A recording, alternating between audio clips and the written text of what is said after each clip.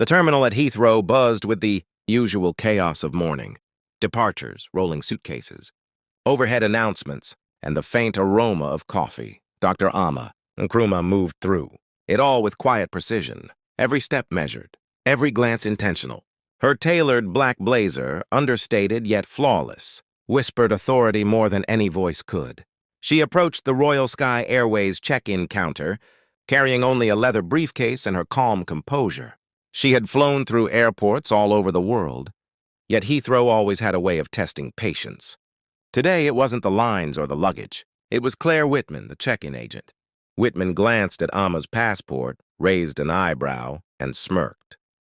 "Ah, Dr. Nkrumah, such a unique accent," she said, her voice heavy with condescension. Amma smiled politely. "Thank you. How are you today?" Whitman leaned back slightly, folding her arms. "I suppose you're here for business class. Quite ambitious for someone who's just visiting London, yes?" The words were coated with faux politeness, but the disdain was clear to anyone paying attention. Amma's smile never faltered. She slid her passport across the counter. "Yes, I am. Business class to New York, please." Whitman tapped her keyboard slowly, making each keystroke an excruciating display of passive-aggressive mockery. "Ah, let me see here. Business class, you'll need to wait a moment. Policies, you know." A line of passengers had begun to notice. Some shifted uncomfortably, sensing the tension. Others whispered, catching the subtleties of Whitman's behavior. Whitman leaned closer, lowering her voice but keeping it audible. "Are you sure you'll handle the luxury section? So many rules, after all.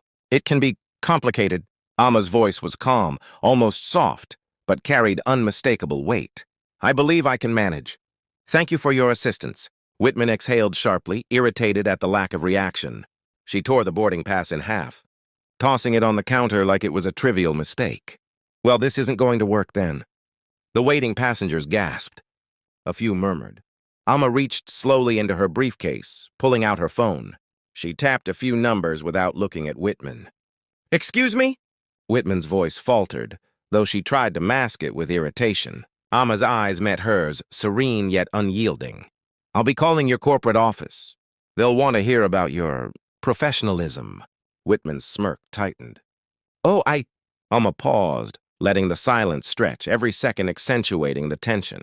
Then she spoke, her words measured, deliberate.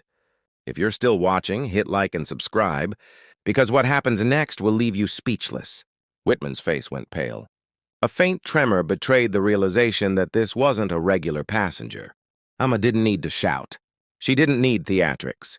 Her presence alone shifted the air. A few taps later, her phone connected. On the other end, a calm voice answered.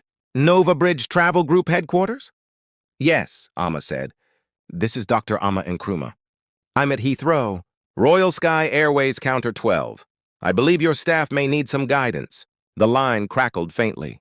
Then came a pause. "I understand, Dr. Nkrumah. We'll handle it immediately." Whitman's hands hovered over the keyboard. Her eyes darted to Amma, then to the growing crowd. The murmurs of passengers had turned into whispers of awe. Someone recognized her name. Another passenger had their phone out, quietly recording. Whitman's mask of passive aggression had shattered. Sweat dotted her temple. Every ounce of her assumed superiority evaporated. Amma replaced her phone in the briefcase, calm as dawn breaking over the terminal. She leaned slightly, just enough to meet Whitman's gaze. "You may want to reconsider how you treat those you see as ordinary," she said softly. "Some of us own the very planes you check in."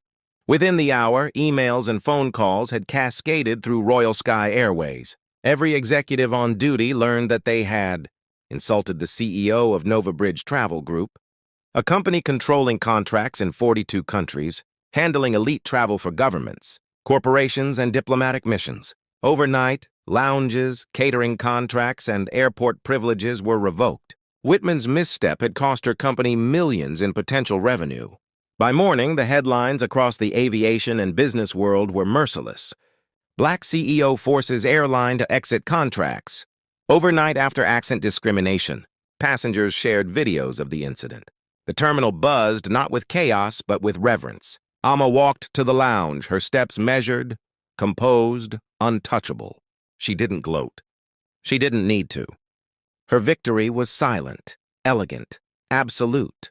A corporate empire had moved, and the world had witnessed it without her needing to raise her voice. Whitman was removed from duty pending review. Her attempts to explain, to apologize, to justify, failed. Amma's calm power had already rewritten the rules of the game. Later, as Amma boarded her flight, she looked over the terminal one last time. The murmurs of passengers, the astonished glances of staff, and the hum of jet engines felt almost like applause. She carried nothing but her briefcase, yet she held more authority than any uniformed officer in the building.